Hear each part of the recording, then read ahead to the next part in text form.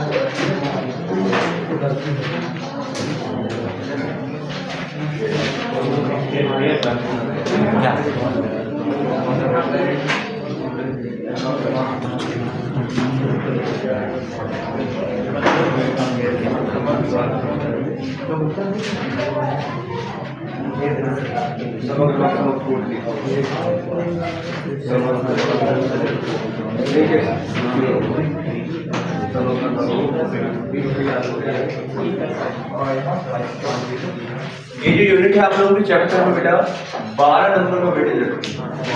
12 number का chapter है तो मेरे बात इसमें 3-4 चैप्टर आपको पढ़ने पड़ेंगे। इसमें आय और रोजगार का सिद्धांत थ्योरी, इसके अंदर 3 से 4 चैप्टर आपको पढ़ने हैं, ठीक है। हालांकि आप लोगों ने इस साल तो एक में किताब में दे दिया, पहले 3-4 चैप्टर पढ़ा हुआ है, ठीक है। तो आय एवं रोजगार का सिद्धांत, इनकम एंड एम्प्लॉयमेंट थ्योरी, बेटा मोस्ट इम्पोर्टेंट चैप्टर और बहुत बढ़िया चैप्टर, सीखने के उद्देश्य और पढ़ने के उद्देश्य तो है,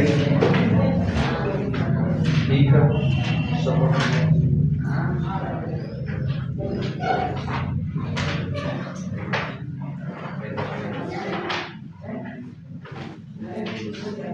ठीक है,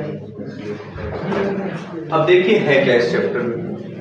इस चैप्टर में 3-4 चैप्टर आप मिला के पढ़ेंगे। एक समग्र मांग एवं समग्र पूर्ति पढ़ेंगे, एक चैप्टर का नाम है समग्र मांग एवं समग्र पूर्ति। दूसरा पढ़ेंगे रोजगार का सिद्धांत, एम्प्लॉयमेंट थ्योरी। उसके बाद मांग अधिक और मांग की कमी, 2 चीजें पढ़ेंगे भाई बस समझे। तो 3 चैप्टर बेसिकली इसमें पढ़ना है अपने को, 3-4-5 दिन 6 दिन का समय लगेगा पूरा खत्म होने पर। अच्छा चैप्टर है और मैथमेटिकल कैलकुलेशन के लिए जो आप लोगों के पेपर में आती पूछी जाती है उसको भी सीखना, पर आप लोग लेंथ में रहिएगा, क्लास मिस मत करिएगा। क्लास एक दिन मिस करेंगे तो फिर आपको समझ में नहीं आएगा, फिर आप ये कहेंगे सर कुछ समझाएंगे तो संभव नहीं हो पाएगा। आप क्लास मिस ना करें तो ज्यादा बेटर रहेगा समझने के उद्देश्य से आप लोगों के लिए, ठीक है। ये पूरा जो चैप्टर है बेटा जी पढ़ना है कीन्स थ्योरी की बेसिस पर। जेम कीन्स कौन थे? इनका फुल नाम था John Maynard Keynes.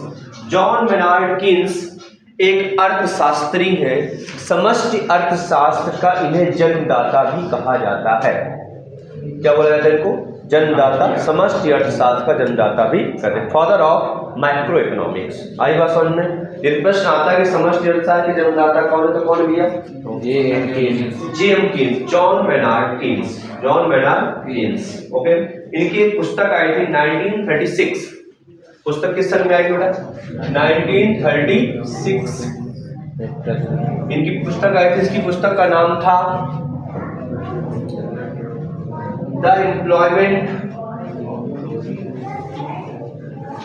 Money interest, कुछ ऐसा करके नाम था। इनकी पुस्तक का नाम क्या था? जॉन मेनार्ड कीन्स जी की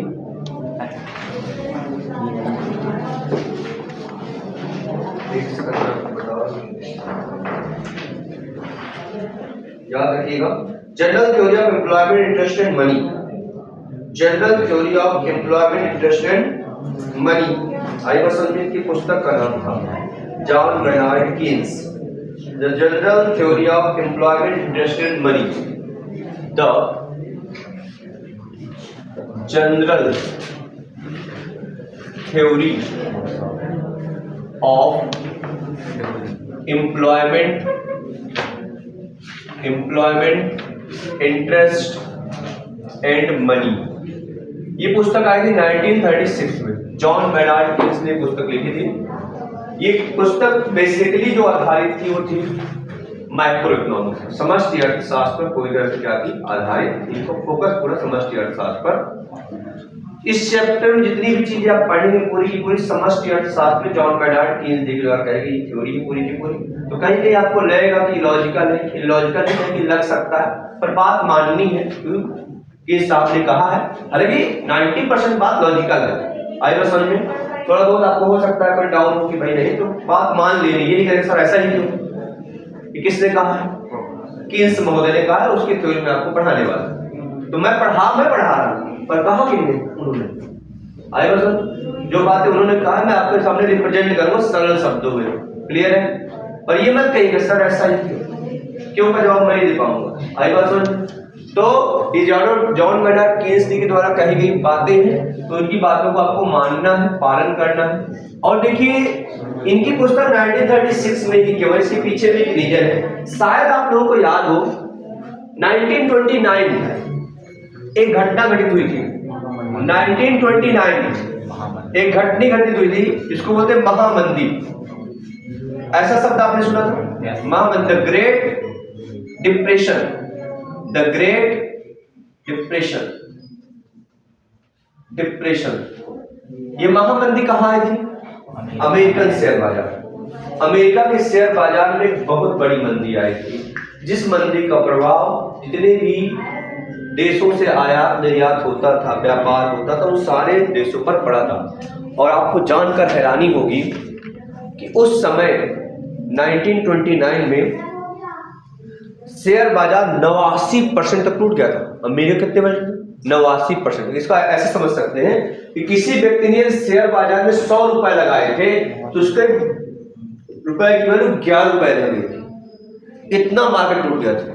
आई बस 1929 द ग्रेट डिप्रेशन। उतने से बड़ा डिप्रेशन आज तक आया नहीं, आए तो छोटे मोटे सब जगह, और 1929 नहीं आया। जब 1929 में ये ग्रेट डिप्रेशन आया, महामंदी आई। महामंदी से क्या होता है, सप्लाई बढ़ जाती है गुड्स की, और खरीदने वाला कोई नहीं रहता, क्योंकि लोगों के पास पैसा नहीं रहता। पैसा नहीं रहता, जो उत्पादक हो उत्पादन बंद कर देता है, देश इकोनॉमी क्या हो जाती है, कोलैप्स हो जाती है, समाप्त हो जाती है। उत्पादन क्यों करेगा जब लोग खरीदने वाले नहीं। तो जितने भी ओल्ड इकोनॉमिक्स थे, मार्शल का नाम सुना होगा, अपने एडम स्मिथ का नाम सुना होगा, जॉन एक रिकॉर्डो करके थे, बहुत सारे जिनको अपन वो बोलते हैं परंपरागत अर्थशास्त्री बोला जाता है उनको, ट्रेडिशनल इकोनॉमिक्स थे वो, उनकी सारी की सारी थ्योरी फेल हो, सारी की सारी थ्योरी जो उन्होंने दिया था वो सारी थ्योरी क्या हो गई, फेल हो गई जब ग्रेट डिप्रेशन आया। तो उसके बाद जॉन मेनार्ड कीन्स ने एक पुस्तक लिखी जिसका नाम मैंने आपको बताया, journal theory of employment, interest and money. इस पुस्तक में उन्होंने शॉर्ट टर्म पोजीशंस ध्यान में रखते हुए पूरा का पूरा एनालिसिस करने के बाद उन्होंने इसको उभारने के लिए पुस्तक लिखी थी। अच्छी पुस्तक आई बात समझ में। इस पुस्तक की जो कुछ बातें लिखी गई उसको मैं आपको समझाने का प्रयास करूंगा, ठीक है ना। इनको समष्टि अर्थशास्त्र का जन्मदाता भी कहा जाता है, फादर ऑफ समष्टि अर्थशास्त्र के पिताजी है कौन, जॉन मेनार्ड कीन्स। और व्यष्टि अर्थशास्त्र जन्मदाता को एडम स्मिथ माने जाते हैं। आई बात समझ। चलिए तो इन बातों को ध्यान रखते हो। अच्छा, नाम बांटने का काम किसने किया था आपको याद है क्या? व्यष्टि और समष्टि, रेगुलर फिश बताया हुआ है। रेगुलर फिश ने व्यष्टि और समष्टि को दो भागों में बांटा था। ओके, इसमें सबसे पहले जो पढ़ना अपने को समग्र मांग और समग्र पूर्ति वाला चैप्टर पढ़ना। समग्र मांग, इसको इंग्लिश में बोलते हैं एग्रीगेट डिमांड।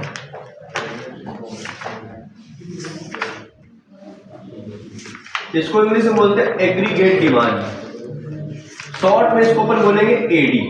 क्या बोलेंगे बेटा? एडी। समग्र मांग और समग्र पूर्ति वाला पहला चैप्टर इसमें पढ़ेंगे। समग्र मांग और समग्र पूर्ति वाला पहला चैप्टर यहीं से क्या होगा आपका स्टार्ट। क्या होता है समग्र मांग? पढ़िए एग्रीगेट डिमांड, आपने मांग पढ़ा है? मांग क्या होती है? एक निश्चित समय अवधि पर जितनी भी वस्तुओं की मांग किसके द्वारा किया जाती है? एक उपभोक्ता के द्वारा की जाती है, इसको बोलते हैं समग्र मांग। क्या बोलते हैं? समग्र मांग। अब यहाँ क्या पढ़ना अपने को?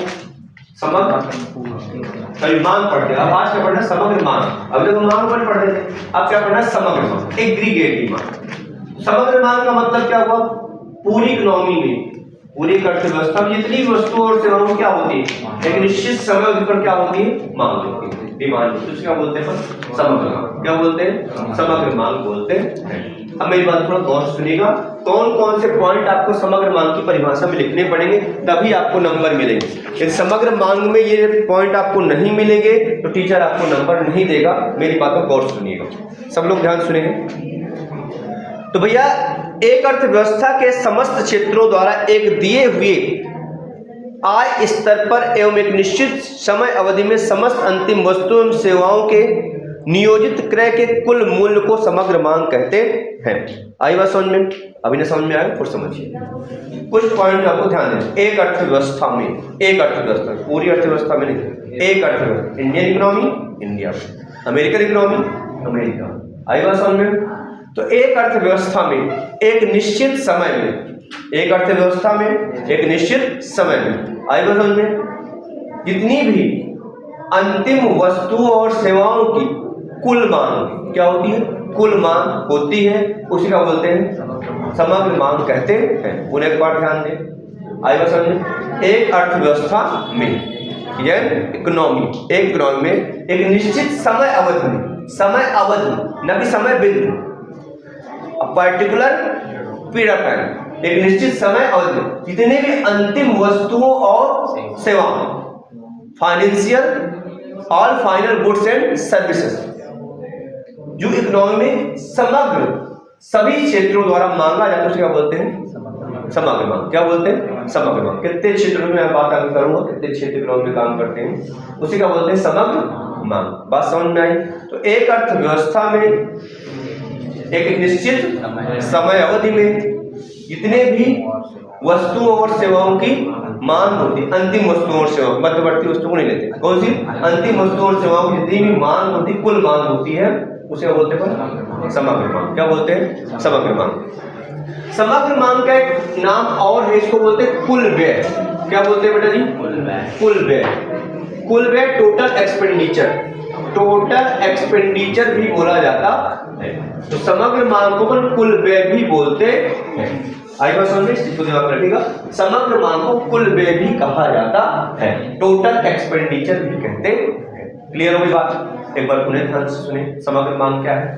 एक अर्थव्यवस्था में, ये पॉइंट आपको जोड़ना पड़ेगा, एक निश्चित समय अवधि में सभी क्षेत्रों के द्वारा, कितने पॉइंट है ध्यान दीजिए, एक अर्थव्यवस्था में एक निश्चित समय अवधि में और संपूर्ण क्षेत्रों द्वारा जितनी भी अंतिम वस्तुओं और सेवाओं की कुल मांग, जितनी भी अंतिम वस्तुओं और सेवाओं की कुल मांग होती है, उसे क्या बोलते हैं? समग्र मांग। ये सब यदि टीचर को मिल जाए तो आपको नंबर काटेगा नहीं, यदि नहीं मिलेगा, समग्र मांग वह मांग है समग्र होती है, तो आपको नंबर मिलने की संभावना नहीं है। इस चीज को दिमाग में बैठा लें। इकोनॉमिक्स में कट टू कट नंबर मिलते हैं, आपकी परिभाषा सही, टीचर आपके नंबर नहीं काटेंगे। आपने अपने से कुछ भी बनावटी लिखा, तुरंत पता चल जाता है। आइए समझ क्लियर होगी बात? तो इन चीजों पर ध्यान रखना। इसमें और पॉइंट भी जुड़ेंगे, जैसे आय स्तर क्या होता है, आय स्तर में बढ़ोतरी घटोतरी, अभी मैंने शब्दों को नहीं उपयोग किया, पर ये भी क्या करते हैं, कहीं ना कहीं फैक्टर इफेक्ट करते हैं। तो समग्र मांग समझ में आ गई आप लोगों को? कोई दिक्कत तो नहीं आप लोगों को? आयु समझ में? तो एक समग्र मांग के बाद इसके आते कुछ घटक, कुल कितने घटक उसमें होते हैं। तो एक प्रश्न बना, समग्र मांग किसे कहते हैं? घटक कौन कौन से, कंपोनेंट कौन कौन से, इसमें कुल कितने घटक होते हैं, कंपोनेंट। ये प्रश्न पेपर में कई बार पूछा गया कि भैया समग्र मांग के घटकों को समझाइए, कितने घटक होते हैं। तो पहला घटक होता है बेटा जी उपभोग व्यय। कौन सा व्यय?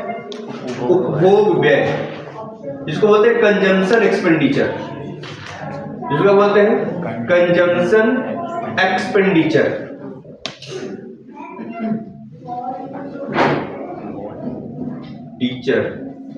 इसको रिलेट करते हैं सी से, किससे?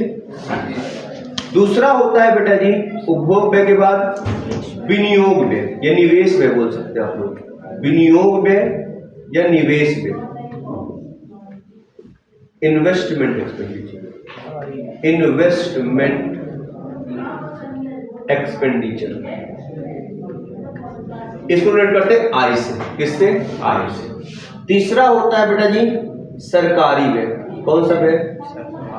बोला कहीं कौन सा व्यय? सरकारी व्यय। सरकारी व्यय, इसको बोलते हैं बेटा गवर्नमेंट एक्सपेंडिचर।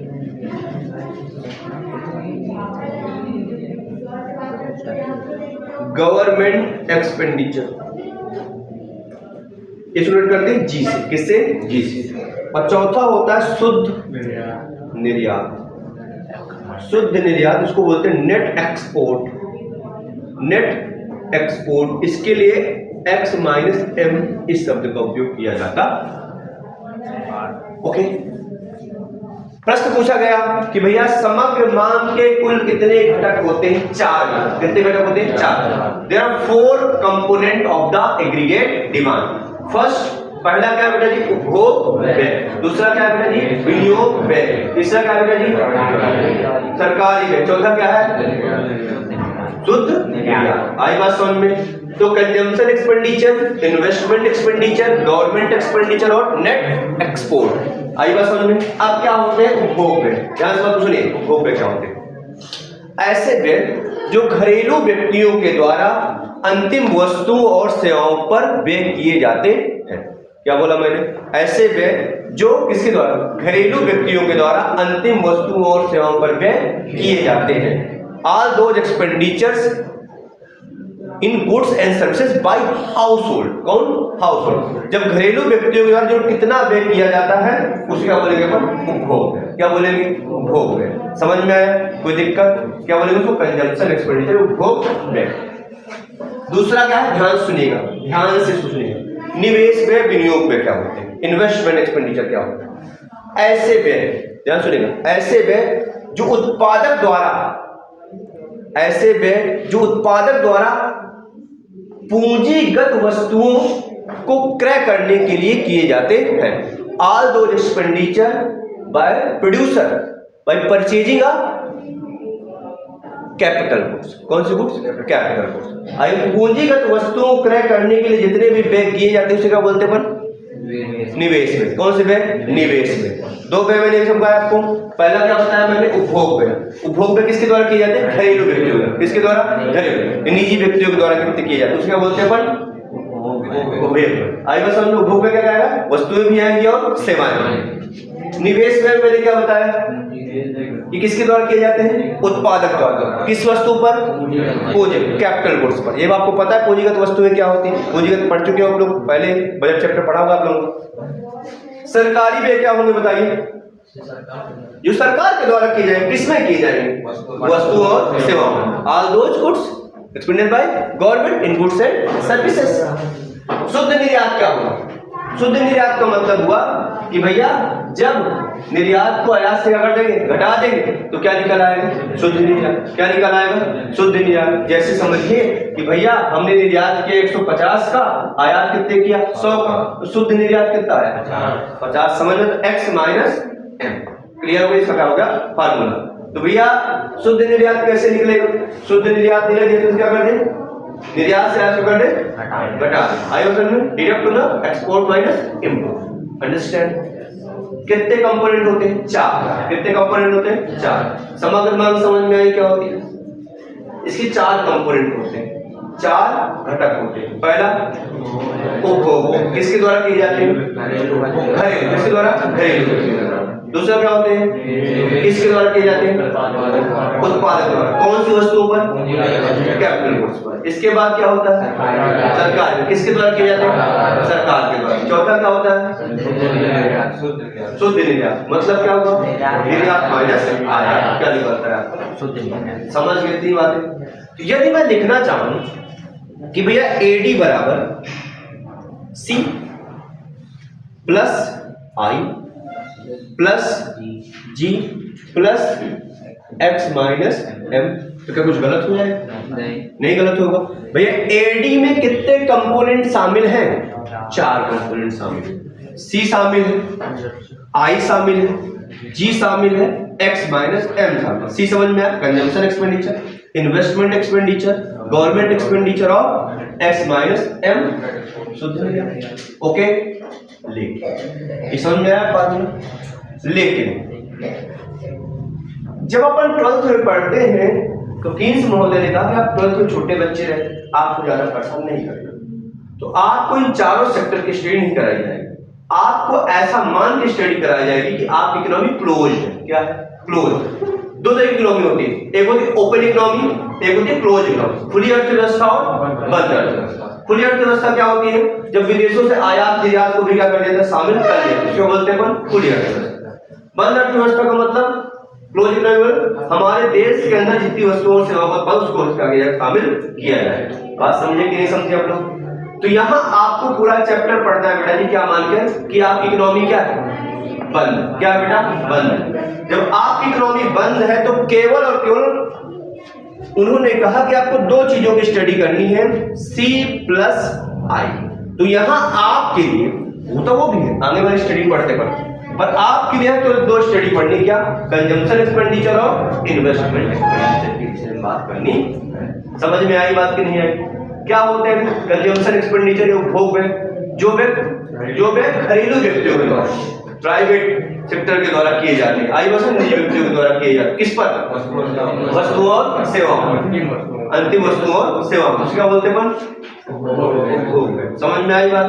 कोई दिक्कत किसी बच्चे को? कोई समस्या तो नहीं आप लोग? नहीं। विनियोग पे क्या होते हैं? जो किस पर व्यय किए जाते हैं? किसके द्वारा किए जाते हैं? प्रोड्यूसर। आई बात समझ में? चलिए, इतनी बात आपको समझ में आ गई? कोई दिक्कत तो नहीं? सबको दिमाग में बैठ गया? कितने होते हैं घटक? 4। पहला उपभोग है, दूसरा विनियोग है, तीसरा चौथा। ये बात आप समझ गए? अब देखिए, अब आप आगे बढ़ेंगे इस चैप्टर में, तो पहले अपन स्टडी करेंगे सी। भैया कीन्स महोदय ने कहा कि भैया सी और आई पढ़ना है आपको। तो पहले अपन सी पढ़ेंगे, कंजम्पशन। आज अपन पढ़ेंगे कंजम्पशन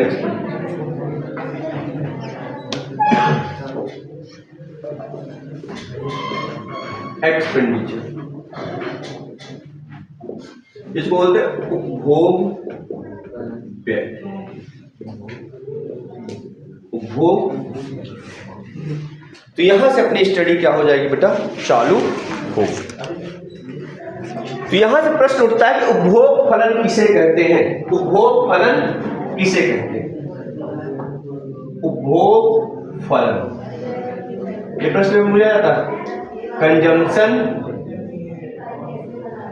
फंक्शन, उपभोग फलन किसे कहते हैं? उपभोग फलन किसे कहते हैं? और ये कंजम्पशन फंक्शन। उपभोग फलन क्या होता है? उपभोग फलन क्या होता है? उपभोग फलन आय और उपभोग के बीच का फलनात्मक संबंध होता है। क्या होता है? उपभोग फलन आय और उपभोग के बीच का फलनात्मक संबंध होता है। Functional relationship between the income and that is a consumption function. क्या बोलेंगे उसको? Consumption function. आई बात समझ में? तो भैया उपभोग किस पर डिपेंड करता है? हमारी आय, हमारी इनकम पर डिपेंड करता है। बात समझ में आई कि नहीं आई? उपभोग किस पर डिपेंड करता है? हमारी इनकम के ऊपर क्या करता है? डिपेंड करता है। ये बात आप समझते कि नहीं समझते? यदि हमारी इनकम कम तो ज्यादा कम उपभोग करेंगे, यदि हम ज्यादा उपभोग करें तो हमारी इनकम ज्यादा हो तभी ज्यादा उपभोग कर पाएंगे। तो मतलब क्या समझे आप लोग? उपभोग किस पर डिपेंड करता है? आपकी आय पर डिपेंड करता है। ये बात आप समझे कि नहीं समझे? कोई दिक्कत तो नहीं आप लोगों को? कोई समस्या तो नहीं आप लोगों को? चलिए, तो उपभोग फलन क्या होता है? उपभोग फलन किससे किसके बीच संबंध होता है? आय और उपभोग के बीच का क्या संबंध? फलनात्मक संबंध होता है। Functional relationship between income and consumption, that is consumption function. वो फलन। क्लियर हो गई बात? ज्यादा? अब मैं आप लोगों से एक प्रश्न करता हूं, सब लोग प्रश्न को उत्तर दीजिएगा। आपकी इनकम यहां मैं ले लिया आपकी इनकम, यहां मैं ले लिया आपका कंजम्पशन। क्या ले लिया? कंजम्पशन। अब मैं आपकी इनकम और मैं आपके कंजम्पशन के बीच रिलेशन बनाने की कोशिश करता हूं। आपकी इनकम कितनी? 0। उपभोग कितना होगा? 0। आपकी इनकम कितनी है? 100। उपभोग कितना होगा? 100 ही होगा। आपकी इनकम कितनी है? 200। उपभोग कितना होगा? कितना होगा? 200। आपकी इनकम कितनी है? 300। उपभोग कितना होगा? बताइए। 300 होगा? नहीं। क्यों नहीं होगा? नहीं, वो टेबल देख के बता। और आपकी इनकम कितनी है? 400। कंजम्पशन कितना होगा? पूरा खा लो यार, 50। कुछ तो दया करो। 360 मान लो। 500 कमा रहे, कितना खर्च करेंगे? 400 करेंगे।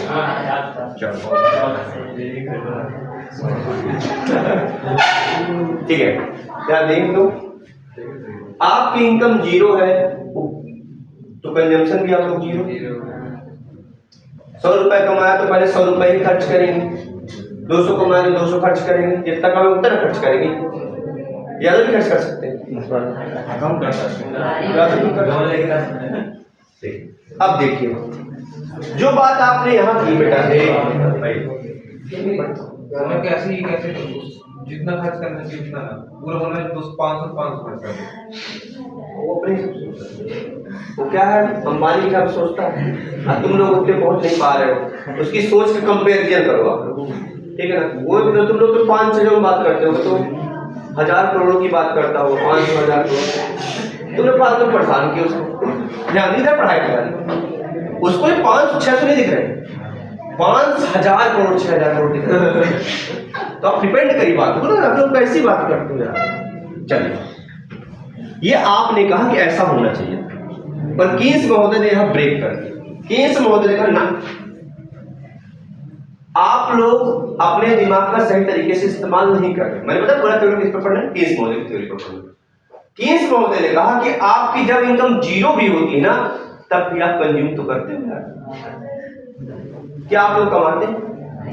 खाते तो है, दोनों टाइम का खाना खाएंगे तो यार होटल में 200 में तो पड़ ही जाएगा, नहीं पड़ जाएगा? पड़ जाएगा। घर में मिल रहा है तो अलग बात होगी, पर पड़ता तो है ना यार, इसका खर्च तो होता कि नहीं होता। तो क्या किसी व्यक्ति का कंजम्पशन 0 हो सकता है? नहीं। किसी व्यक्ति का उपभोग व्यय 0 हो सकता है? कभी नहीं। उपभोग व्यय कभी भी 0 नहीं हो सकता। क्यों? क्योंकि मिनिमम कंजम्पशन तो सब लोग करते हैं। रोटी कपड़ा होना, रोटी कपड़ा तो चाहिए नहीं, आप लोग भी रहते तो आप लोगों को रोटी कपड़ा तो चाहिए कि नहीं चाहिए? उसमें क्या पैसा खर्च नहीं होता? होता।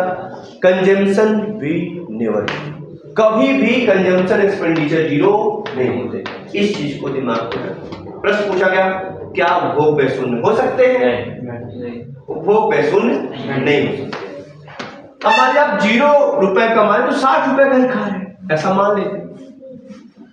अब आपकी इनकम स्टार्ट होगी, जब शुरुआत में इनकम जनरेट स्टार्ट होती है तो आप अचानक से 1 लाख नहीं पाते, नीचे इस तरह से उठते हैं आप। आई बात समझ? अब आपने 100 रुपए कमाया 130, तो आपने 130 रुपए खर्च किया। आपने 200 कमाया 200 खर्च किया। आपने 300 कमाया 270 खर्च किया। 400 कमाया 340, 500 कमाया 410। ये मनी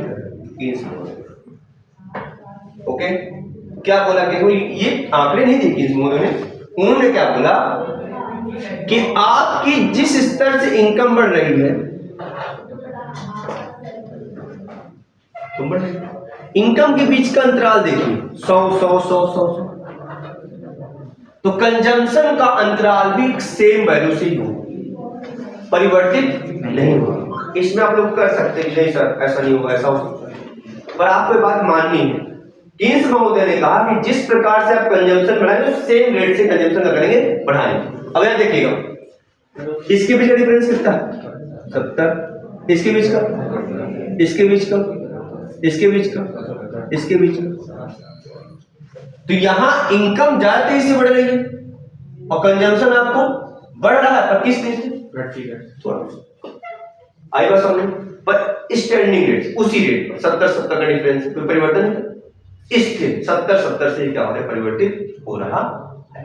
क्लियर होगी बात यार, समस्या इस पर। आगे जीरो लेवल ऑफ इनकम पे, जीरो लेवल ऑफ इनकम पे जितना भी आप व्यय करते हैं उसको बोलते हैं बेटा जी ऑटोनॉमस कंजम्पशन। ऑटोनॉमस कंजम्पशन इसको बोलते हैं, डोनेट करते हैं सी बार। किससे डोनेट करते हैं? सी बार। हिंदी में इसको बोलते हैं क्या? इनको पुरानी बच्चे हिंदी में इसको बोलते हैं ऑटोनॉमस कंजम्पशन को स्वायत्त उपभोग। क्या बोलते हैं बेटा जी? स्वायत्त उपभोग। स्वायत्त उपभोग ना लिखा हुआ में तो लिख लीजिएगा, स्वायत्त उपभोग बोलते। क्या बोलते हैं? स्वायत्त उपभोग। प्रश्न पूछा गया कि जब आपकी इनकम जीरो है, जीरो लेवल ऑफ इनकम पर जो आप उपभोग करते हैं उसे कहते क्या है? क्या कहते हैं? स्वायत्त उपभोग। क्या बोलते हैं? स्वायत्त उपभोग बोलते हैं। इंग्लिश में बोलते हैं ऑटोनॉमस कंजम्पशन। क्या बोलते हैं? Autonomous consumption. इसको किससे रिप्रेजेंट करते हैं बेटा? सी बार। किससे रिप्रेजेंट करते हैं? सी बार से रिप्रेजेंट करते हैं। ये बात आप समझ में आएगी। अब अगला प्रश्न, आप खा तो रहे हो, कंजम्पशन तो कर रहे हैं, तो कंजम्पशन कर कहां से? प्रश्न ये पूछा जा सकता है कि भैया आपके पास पैसा आ कहां से? कंज्यूम तो कर रहे हो, इनकम आपकी जीरो है, तो इसका प्रश्न क्या होगा बेटा? पुरानी बचतों से। कहां से? पुरानी बचतों से। तो आपके पास पुरानी बचतें हैं जिससे क्या कर रहे हो आप? कंजम्पशन कर रहे हो। तो पुरानी बचतों से, इसको बोलते हैं ओल्ड सेविंग्स। तो भैया ओल्ड सेविंग से क्या कर रहे हो आप? कंजम्पशन कर रहे हो। जो आपने ठीक है, पुरानी बचतों से क्या कर रहे हो आप? कंजम्पशन कर रहे हो। आई बात समझ में कि नहीं आई? क्लियर हो गई बात है कि नहीं क्लियर हो? क्लियर है। अब देखिए एक बात ध्यान देते हैं, ध्यान समझिएगा, दिमाग नहीं रहता, दिमाग शांति से काम कर रहा है। ठीक है, मैं बहुत सिंपलेस्ट फॉर्म में पढ़ाने की कोशिश कर रहा हूँ। ठीक है ना, ये चैप्टर तो टीचर छोड़ देते, पढ़ाते नहीं। छोड़ो, कौन बचा है बच्चों को हरकतें, कहाँ से क्या होता है, पूरी कहानी छोड़ो। हाँ बेटा पढ़ने से ये आता है बस, छोड़ो। पर आप लोग पढ़िए, बहुत अच्छा चैप्टर है, बहुत कुछ सीखने को मिलेगा। मैंने बताया उपभोग फलन क्या होता है? उपभोग फलन होता है किसके बीच का संबंध? आय और उपभोग के बीच का फलनात्मक संबंध होता है। तो यदि आय और उपभोग के बीच का फलनात्मक संबंध आप रिप्रेजेंट करेंगे तो उसको बोलेंगे सी बराबर एफ। सी क्या रिप्रेजेंट कर रहा है? सी रिप्रेजेंट कर रहा है आपका बेटा जी कंजम्पशन। क्या रिप्रेजेंट कर रहा है? कंजम्पशन। इसको बोलते हैं उपभोग। क्या बोलते हैं? उपभोग। एफ क्या रिप्रेजेंट कर रहा है भैया? Functional relation.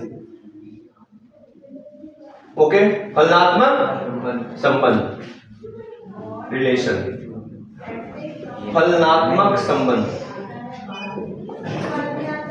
और y क्या रिप्रेजेंट कर रहा है बेटा? इनकम। y क्या रिप्रेजेंट कर रहा है? इनकम। आय।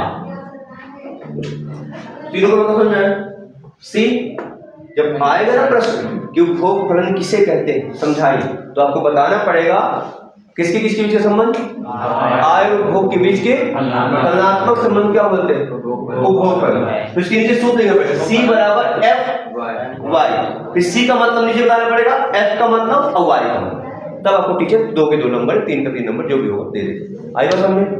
अब यदि आप लिख के आते हैं उपभोग फलन बहुत अच्छा फलन होता है, तो फिर नंबर ना मिलेगा या तो टीचर आपसे पूछना चाहता है उपभोग फलन। टीचर आपसे ये चाहता है कि भाई आप बताइए उपभोग फलन है क्या? तो उपभोग फलन किसके बीच का संबंध है? आय और के बीच का क्या होता है? फलनात्मक संबंध होता है।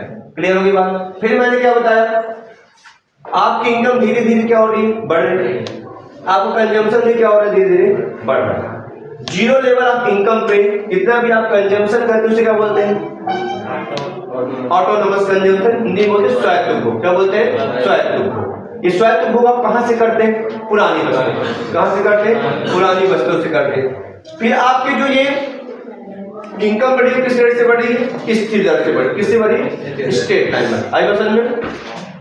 और अब कंजम्पशन एक्सपेंडिचर भी स्टेट क्या हो रहा है? बढ़ रहा है। क्लियर हो गई बात कि नहीं हुई? कोई दिक्कत आप लोगों को? कोई समस्या?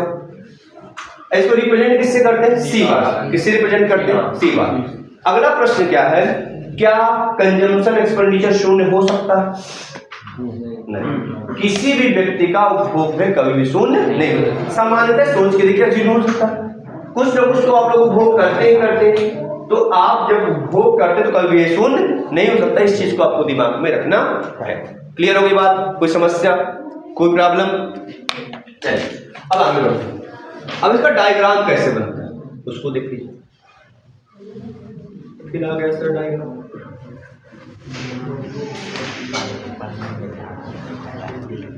चलिए, इनकम और उपभोग के बीच का संबंध आपको बता, ठीक है ना?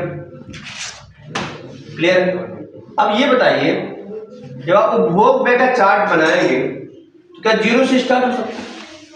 नहीं, जीरो से स्टार्ट नहीं हो सकता, क्योंकि जीरो तो हो नहीं सकता। थोड़ा ऊपर से स्टार्ट होगा। मान लेते हैं ऊपर पॉइंट, ये वाला पॉइंट यहां से स्टार्ट होगा। आई बात समझ? नीचे क्यों जाएगा, ऊपर क्यों जाएगा? ऊपर क्यों जाएगा? लगातार बढ़ रहा है कि नहीं बढ़ रहा? स्ट्रेट लाइन से जाएगा, ना तो अपवर्ड ना तो डाउनवर्ड। ऐसे जाएगा एकदम से, ऐसे ही जाएगा ना? क्लियर हो गई बात? इसको क्या बोलेंगे बेटा? सी। क्या बोलेंगे? सी। आई बात समझ? अब ये zero level of income of consumption करते इसको क्या बोलते हैं? सी बार। क्या बोलते हैं? सी बार। मैंने बताया इसको स्वायत्त उपभोग बोलते हैं, ऑटोनॉमस कंजम्पशन बोलते हैं। आई बात समझ? इसके बीच का जो अंतर है क्या रिप्रेजेंट कर रहा है? सी बार। क्या रिप्रेजेंट कर रहा है? सी बार। इंग्लिश में क्या बोलते हैं? Autonomous consumption. ये आप कहां से पूरा करते हैं? पुरानी वस्तु। कहां से पूरा करते हैं? पुरानी वस्तु से आप पूरा करते हैं। क्लियर हो गई बात? है कोई दिक्कत, कोई समस्या आप लोगों को यहां तक? नहीं? चल,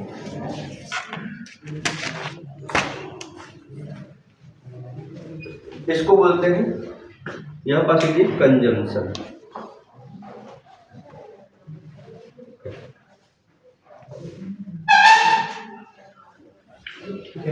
तो इसका डायग्राम इस प्रकार से क्या होता है? बसता है। ये आप कहां से पूरा करते हैं? पुरानी वस्तु से क्या करते हैं? इसको पूरा करते। इतनी बातें आपको समझ में आ गई? सब अगर नाम के मुख्य घटक कौन कौन से होते हैं बेटा?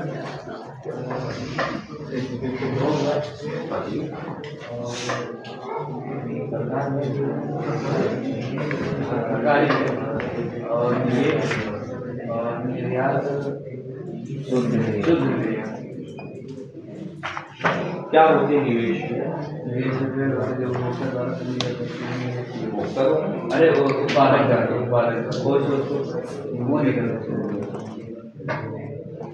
क्या होते हैं?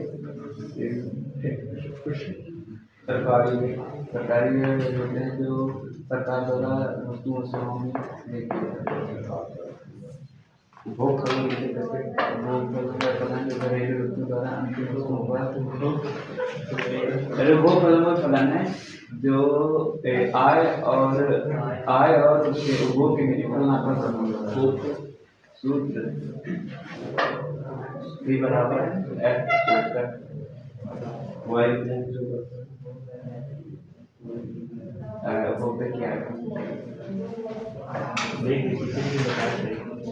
जब आप बातों को ध्यान से सुनते हैं सारी बातें आप बता सकते हैं, ऐसा कुछ नहीं। ठीक है ना? इतना मैं नहीं पढ़ाता हूँ कि आप लोगों को हर चीज को 3 से 4 बार रिवाइज कराने की कोशिश करता हूँ ताकि आप लोग पढ़ें समझे बात। क्लियर हो गया तो बातें? अब इसमें मुझे कुछ मुख्य बातें हैं मैं आपको बता देता हूँ जो याद रखने वाली बातें हैं। ठीक है? उपभोग कभी भी शून्य नहीं हो सकता, मैंने बता दिया मैंने आपको। शून्य आय स्तर पर जितना भी उपभोग किया जाता है उसे क्या बोलते हैं? स्वायत्त उपभोग या ऑटोनॉमस कंजम्पशन। किससे रिप्रेजेंट करते हैं? सी बार से। और उपभोग फलन एक सीधी रेखा पर बनता है। किस पर बनता है? स्ट्रेट लाइन बनता है। क्या बनता है? Straight line. इस अपने महत्वपूर्ण पॉइंट मैंने लिखे हुए कॉपी पर, इसको आप लोग कर लेंगे। ठीक है ना? इसके बाद एक फार्मूला होता है सी का, वो फार्मूला आप लोग लिखेंगे। सी निकालने का फार्मूला होता है, फार्मूला काम में आएगा, पर अभी आप लोग को लिख लीजिए। अभी मेरे बाल मत नोचिएगा, मैं आगे समझाऊंगा कैसे बना। आप जो लिखेंगे सी बराबर सी बराबर C bar plus b Y. C मतलब होता है कंजम्पशन एक्सपेंडिचर, कंजम्पशन एक्सपेंडिचर, ये कंजम्पशन। सी बार का मतलब क्या हुआ? Autonomous consumption, autonomous consumption. B represent करता है बेटा जी एमपीसी को, किसको रिप्रेजेंट करता है? एमपीसी को, मार्जिनल प्रोपेंसिटी टू कंज्यूम।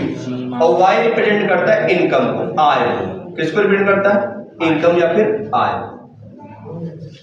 इस सूत्र आप लोग लिख लीजिए अभी, सी बराबर C bar plus b Y, सी बराबर C bar plus b Y. Okay, सी बराबर C bar plus b Y.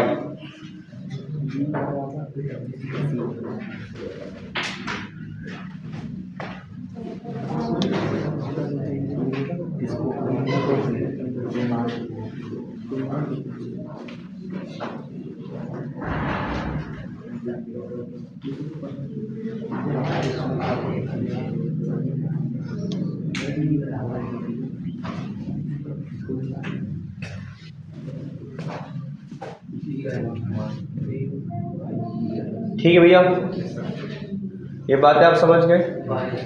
कोई समस्या, कोई प्रॉब्लम? तो यहां से उपभोग व्यय क्या होते हैं? एडी कितने कंपोनेंट बताए थे? दो पढ़ना, तो चार में से होते हैं पर अपने को पढ़ना दो। सी खत्म हो गया, अब क्या पढ़ना अपने को? आई, विनियोग व्यय का। अब क्या पढ़ना अपने को? आई, विनियोग व्यय। इन्वेस्टमेंट एक्सपेंडिचर, विनियोग व्यय क्या होते? क्लियर होगी बात? सी अपन ने खत्म कर लिया, सी समझ में आया कि नहीं आया? क्लियर होगी बात? इसको रख करें, ठीक है। अब बात करते हैं बेटा जी किसकी? अब बात करेंगे विनियोग व्यय। और अगर पेपर में समग्र मान घटक पूछेगा तो चार लिख के आना, ठीक है। और कोई क्वेश्चन किसी बच्चे का? प्रश्न यदि पूछता है तो चार ही लिख के आना, अचारों की परिभाषा लिख के आनी जो मैंने लिखाई, जो समझाया। आइएगा समझे? कुछ भी उल्टा सुल्टा मत लिखिएगा, बता रहा हूँ, ठीक है। पॉइंट टू पॉइंट लिखिएगा, एक दो बार पढ़ दीजिएगा तो लिख पाएंगे, ठीक है। बाकी आप लोग सोचे कि आसान है तो आसान नहीं, तो पढ़ना तो पड़ेगा। ये चीजें भूल जाती है इकोनॉमिक्स में, लेकिन निश्चित समय के बाद पढ़ते तो भूल भी जाती है, ठीक है ना। अब बात करते हैं विनियोग व्यय। दूसरा है बेटा जी विनियोग, इन्वेस्टमेंट एक्सपेंडिचर। Investment expenditure. दूसरा प्रश्न उठता है निवेश फलन किसे कहते हैं? या विनियोग व्यय से आप क्या समझते हैं, कितने प्रकार के होते हैं, ये भी बोलते। तो विनियोग व्यय क्या होते हैं भैया? निवेश व्यय क्या होते हैं? जो किस पर खर्च किए जाते हैं? किस पर? पूंजीगत वस्तुओं पर, कैपिटल गुड्स पर। कौन खर्च करता है? उत्पादक के द्वारा खर्च किए जाते हैं। आई बस उसे क्या बोलते हैं अपन? विनियोग व्यय। अगला प्रश्न उठता है कि निवेश फलन क्या होता है? निवेश फलन इंग्लिश में क्या बोलेंगे निवेश फलन को? Investment function. क्या होता है निवेश फलन? इन्वेस्टमेंट फंक्शन बताइए, निवेश फलन क्या होता है? निवेश किस पर डिपेंड करता है बताइए? निवेश इनकम से तो आएगी, इनकम बढ़ी तो निवेश होगा अलग। निवेश डिपेंड, आप कहाँ निवेश करना चाहेंगे? एक प्रश्न समझा, आप कहाँ निवेश करना चाहेंगे? जहां आपको क्या मिलेगा? ज्यादा ब्याज नहीं, कम ब्याज। तो किस पर डिपेंड कर रहा है निवेश? ब्याज। किस पर डिपेंड कर रहा है? ब्याज। आई बात समझ में? तो निवेश फलन क्या हुआ? किसके बीच का फलनात्मक संबंध है? निवेश ब्याज किसकी किसके ऊपर डिपेंड करता है? ब्याज की दर के ऊपर डिपेंड करता है। एक जगह आपको 2% ब्याज मिल रही है, एक जगह 20% मिल रही है, कहाँ निवेश करेंगे? 20%। जहां आपको ज्यादा पैसा मिलेगा तो वहीं क्या करना चाहेंगे आप? निवेश करना चाहेंगे। तो निवेश ब्याज की दर के बीच का फलनात्मक संबंध होता है। Investment expenditure it depend on the rate of interest. किसके ऊपर? Rate of interest. बात समझ में आ गई ना? किसके बीच का फलनात्मक संबंध है? ब्याज की दर। किसके बीच का? ब्याज की दर, rate of interest, rate of interest. आई बात समझ में? तो निवेश किसके ऊपर डिपेंड करता है? ब्याज की दर के ऊपर डिपेंड करता है। प्रश्न पूछा था निवेश फलन किसे कहते हैं? निवेश फलन क्या है? किसके बीच का संबंध है? रेट ऑफ इंटरेस्ट क्या होता है? Functional relationship between the rate of interest and investment. आई बात समझ में? कोई दिक्कत, कोई समस्या? उपभोग फलन किसके बीच का संबंध? आय और उपभोग के बीच। आई बात समझ में? Income and consumption. इसमें क्या है बेटा? इन्वेस्टमेंट और रेट ऑफ इंटरेस्ट। क्लियर है एक बात? कोई दिक्कत? इसको आप कैसे लिख सकते हैं? इसको कैसे लिख सकते हैं? इन्वेस्टमेंट आई बराबर एफ और कोष्टक में आर, रेट ऑफ इंटरेस्ट। ये लिखा, छोटा आर रिप्रेजेंट करते, बड़ा नहीं बनाते, छोटा आर। आई क्या डिनोट कर रहा है बेटा जी? इन्वेस्टमेंट, निवेश, investment. F function, r rate of interest, rate of interest.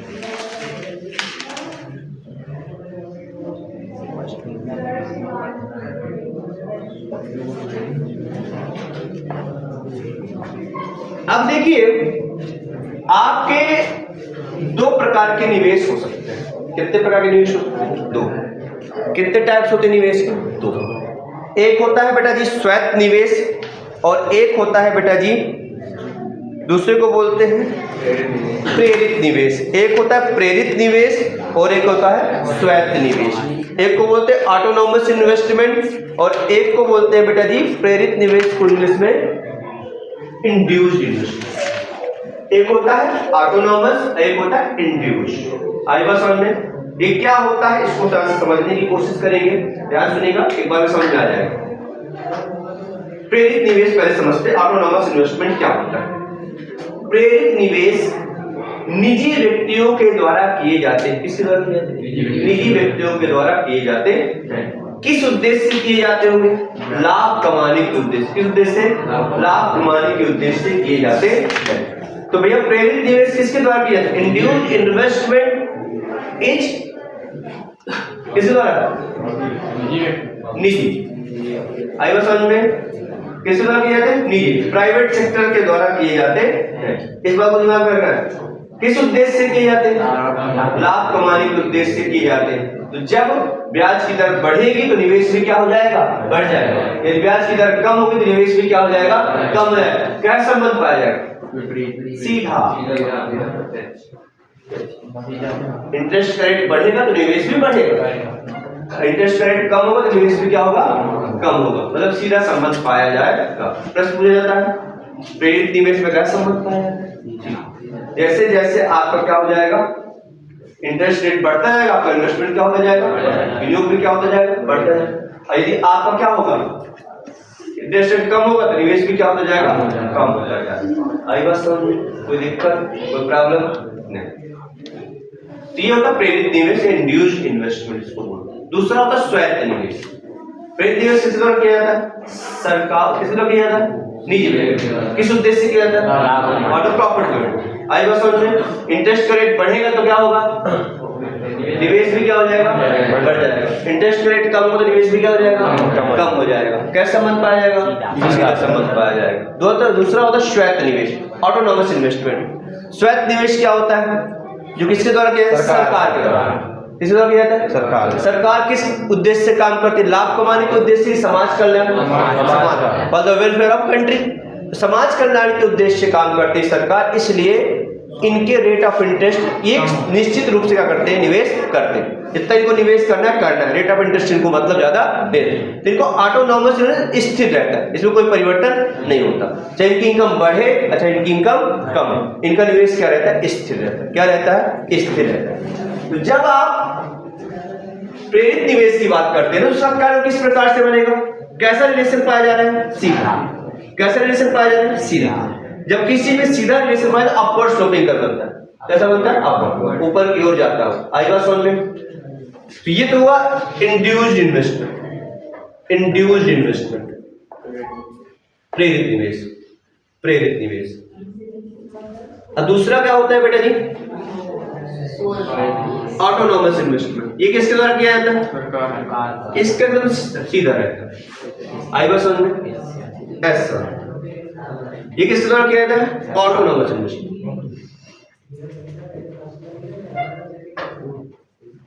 स्वायत्त निवेश ये किसके द्वारा किया जाता है, सरकार के द्वारा किया जाता है। यदि निवेश पूरा बन जाएगा, कितने प्रकार का होता है, दो। कितने प्रकार का, दो। कौन कौन सा, प्रेरित निवेश और स्वायत्त निवेश। प्रेरित निवेश किसके द्वारा किया जाता है, निजी व्यक्ति। किस उद्देश्य से किया जाता है, लाभ कमाने। ब्याज की दर बढ़ेगी तो निवेश बढ़ेगा, ब्याज की दर कम होगी तो निवेश भी कम होगा। कैसा संबंध पाया जाएगा, सीधा। आई बात समझ में?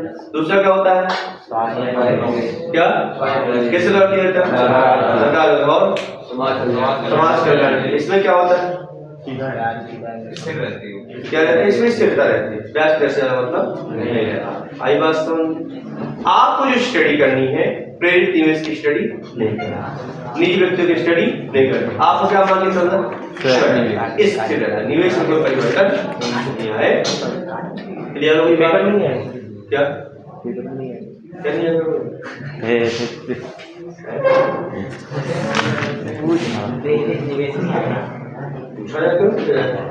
आपकी स्टडी के लिए क्या था अभी, क्लियर हो गया, इतनी बातें समझिए। तो आज की क्लास में क्या है, कांड हुई संस्कृत से। पहला पढ़ने पड़ा कि भैया ये चैप्टर पूरा पढ़ना किसकी थ्योरी पर, I was John Maynard Keynes. I was समझ में 1936। कौन सी पुस्तक, the general theory of employment interest and money. पुस्तक का नाम अगर पूछा जाता है कब लिखी, ठीक है ना, जॉन मेनार्ड कीन्स। इसके बाद मैंने बताया आपको कि भैया इसमें पहला चैप्टर स्टार्ट होता समग्र मान। समग्र मान किसे कहते हैं,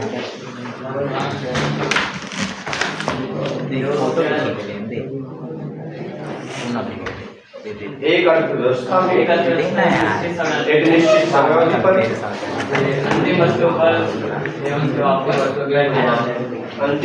और सेवाओं पर सभी क्षेत्रों के द्वारा जितना भी कुल मांग की है, क्यों बोलते हैं, कितने घटक होते हैं इसके, 4 घटक होते हैं। आई बात समझ में? भोग में, निवेश में, सरकारी में और